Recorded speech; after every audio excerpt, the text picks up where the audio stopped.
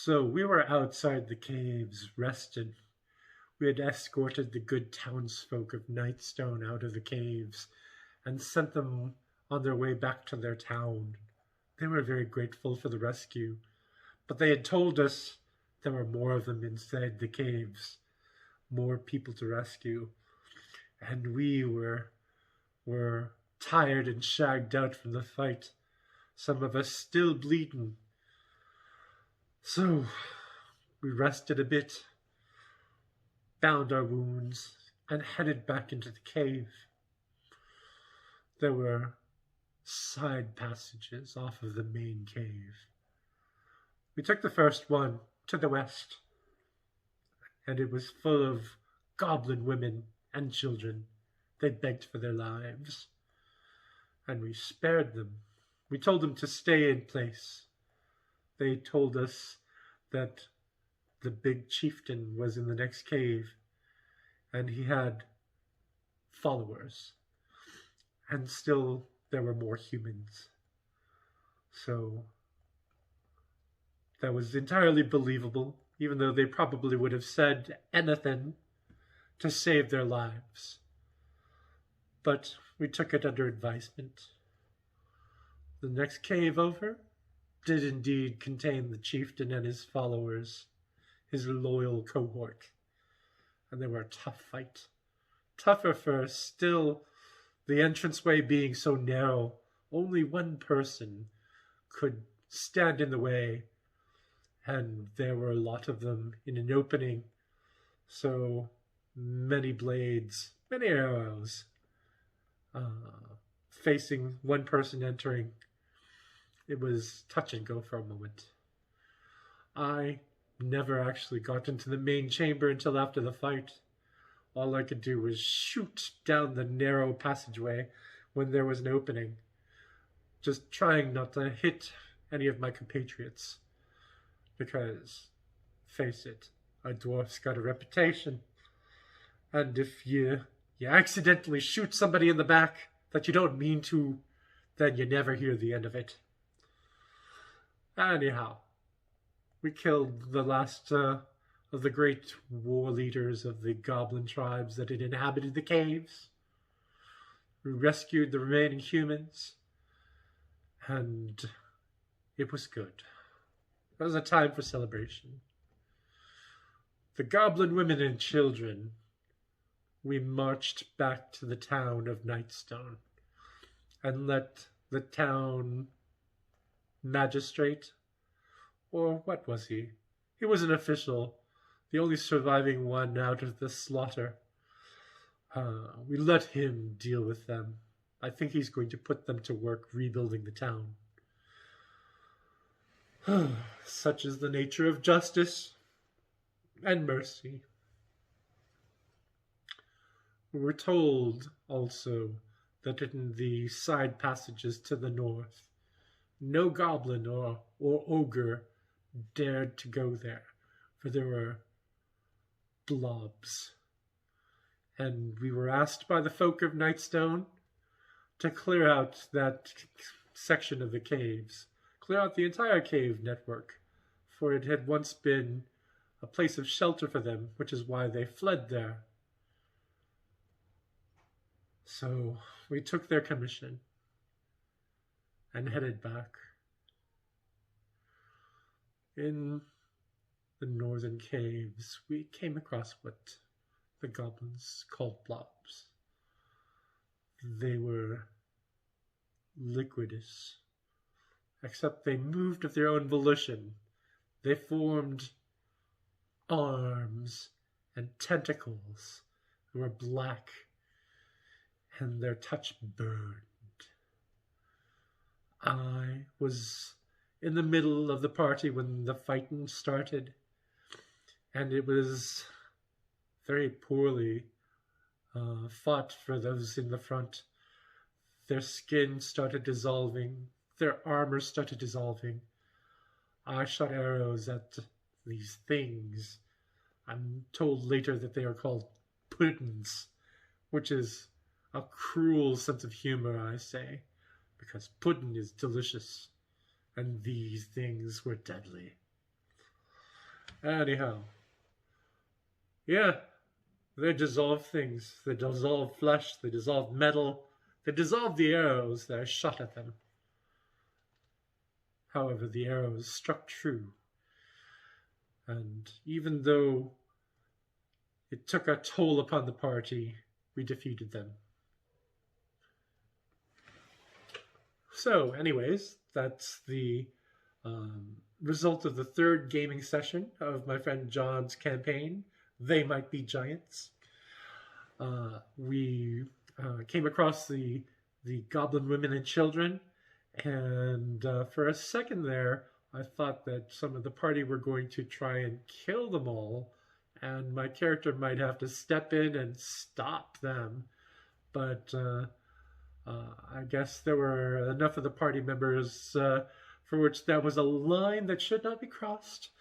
And so we brought the goblin women and children to justice.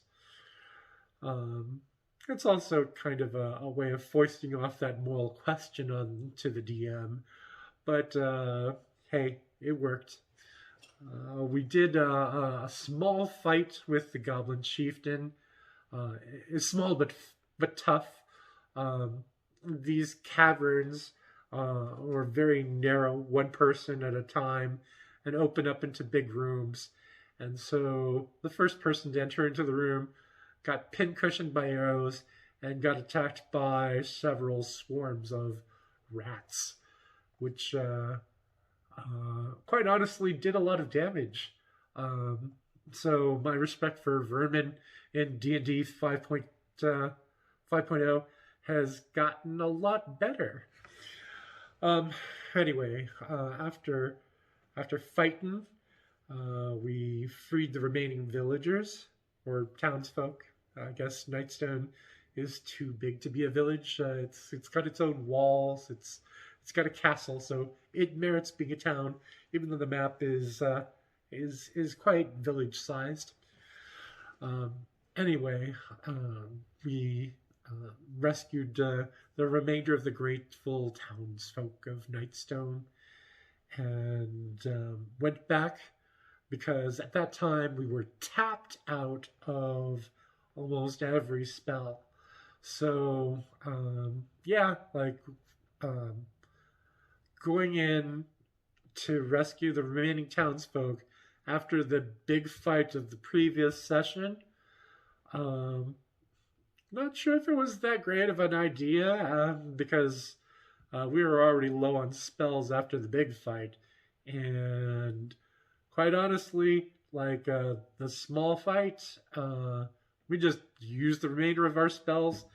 And for the last couple of rounds, nobody had any spells. It was just pure hit and miss. So we survived. We went back to town and took a long rest and then headed back into the caverns and had a really, really nasty fight with a couple of decent-sized black puddings. Fortunately, there was only a couple of fighters in the front that had slashing weapons. And let's see, I was in the back with my longbow piercing damage. And so I was doing a lot of damage.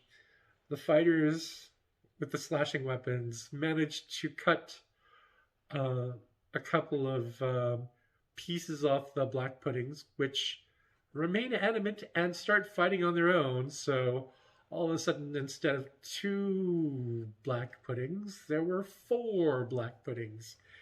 And yeah, like for a second, it looked like the party was going to wipe out. Fortunately, all the piercing damage and spell damage from the casters eventually overcame the black puddings, and we narrowly won. So it's a good thing that we took the long rest because it was the spell damage that really saved the day. Even with my longbow, I utilized Hail of Thorns, which adds d10 to longbow damage, or actually any ranged weapon damage for one shot. And so, yeah, that plus Colossus Slayer, because the Black Puddings were injured from fighting front to front with our two paladins. Um, yeah, so I was doing longbow damage, 1d8, plus dex 2, plus Colossus Slayer damage, 1d8, plus Hail of Thorns, 1d10. So each shot that I struck with was doing quite a bit of damage to each of the Black Puddings. And also there was some Eldritch Blasts and some radiant damage from our cleric, and that saved the day. Meanwhile, our tanks took a lot of damage. Fortunately, their armor and their weapons survived the fight. Of course, my arrows that I shot into the Black Puddings were dissolved. But, you know, it's a good use of an arrow. And quite honestly, they were my starting equipment. And, hey, it's going to happen if you're a bow user. You're just going to spend money on buying more arrows. Anyhow, we found treasure, and because Nightstone was tapped out, having been nearly destroyed in the attacks that set up the adventure, there wasn't anybody to actually pay money for the loot. So we went off and headed a couple of days' journey to Waterdeep, which is where our party is now. And that's where we're going to start next time we game, which is going to be February 27th. So I don't anticipate having an adventure summary until March. But hey, that's the nature of role-playing games. Scheduling is always a big issue. But yeah, it was very fun. Let's see. So the choices I made at 3rd level for taking Colossus Slayer as my ranger ability on the hunter archetype have really paid off. We made 4th level this adventure, so I went ahead and took Polearm Master, and we'll see if that pays off down the road. This was instead of taking 2-point ability boost. So, you know, at starting levels, that 2-point ability boost would be really handy. I'm gambling that Polearm Master will be even handier. Because the next time I get an ability boost is going to be 8th level. So Rangers do that 4, 8, 12, 16, 20 sort of ability score advancement. Whereas the fighters do 2, 4, 6, 8 every even level. They get a lot of bonuses that way. But hey, like I said, Ranger, Dwarven Ranger, role-playing, and it's been fun so far. So anyways, I hope that you guys stay healthy during this time of plague and epidemic, and I will see you after the next game. Talk to you later.